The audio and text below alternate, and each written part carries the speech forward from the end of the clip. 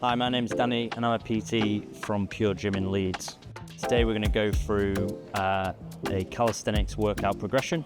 If you're not sure what calisthenics is, it's a type of bodyweight strength training.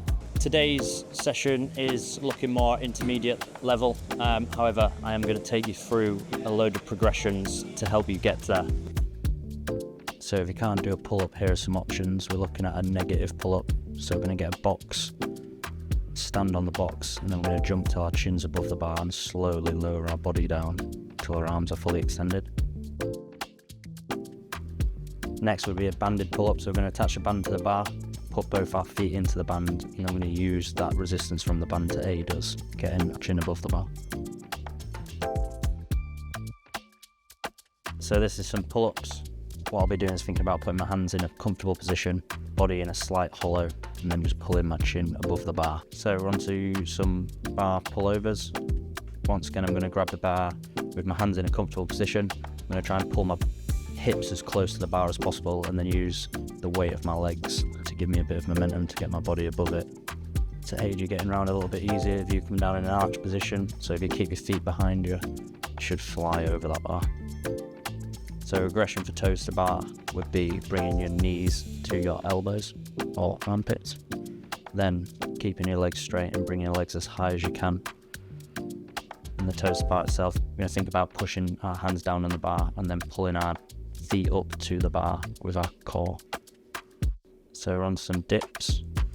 Another accessory or regression is negative dips. So once again, we're getting up onto that bar using the box, and then we're going to lower ourselves down as slow as we can. Once we're at a point where we can't go any further, we're just going to drop off the bar and stand back onto the box. The regression for this would be adding a band onto the bar, putting your knees into the band, and then going through that same movement, so lowering our body down until there's a 90-degree bend in our elbow. So we're going to set the bar about chest height, we're going to jump up until our arms are fully extended, and then we're going to lower our body down until we are past 90 degrees in our elbow.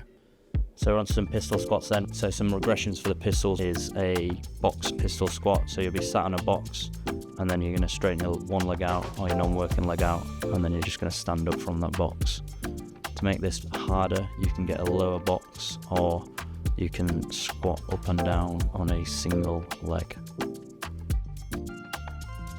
On this version, you just need to make sure that your foot placement is in the correct place.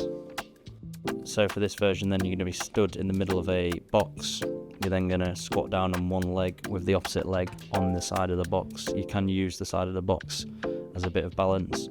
This is slightly easier from the other variations, as you don't need to have the strength to keep that non-working leg up. So another variation of single leg squatting would be to put your toes back on the ground and use your toes as a bit of balance, and then still trying to focus all the weight through that working leg. So regression for the pistol squats would be to hold on to some rings or TRX. To make this version of it harder, you'd just be using your arms to pull you up less. So quite similar to a lunge, we're going to put one leg behind us, and we're going to squat down on that front leg. With the rear leg, we're going to try and keep it off the floor for as long as possible. Once our knees and toes have touched the floor, we're coming straight back up. To regress this even more, we could go back on that working leg. Once our knees and toes are on the floor, we can push up through that back leg. What we're going to do is lift one leg up and then squat down on a single leg. You can either keep your leg out in front of you, or you can grab hold of it with your opposite hand to give you a little bit of assistance. So for an L-sit, we're going to need 2 parallettes. We're going to push down into the parallettes while raising our feet up as high as we can. A regression then would be to have our knees bent, so we're still trying to have our knees higher than our hips. So a third regression would be to be back in that knees bent position and then just straightening one leg out at a time. So starting in with your belly on the floor, we're going to come up into the plank position, going to raise our hips up as high as we can, and then going to walk our hands closer to our feet, keeping our toes on the ground and leaning into our torso ever so slightly. So for a box pike hold, we're going to start in a plank position with our feet up onto a box. We're going to walk our hands until our shoulders are directly underneath our hips, or as close as we can get there. We might not be able to get there due to mobility restrictions. To make this harder, we just make the box higher. So you're going to have your hands about 6 inches away from the wall. You're going to kick up to the wall until your feet are touching it, and then you're just going to hold for a duration. So the next progression is a wall facing handstand hold. So we're going to do a wall walk up to the wall.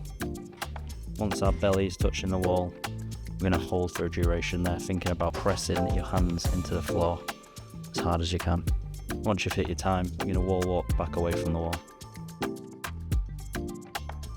The goal of the handstand hold would be to have our shoulders, hips, knees and ankles all in line.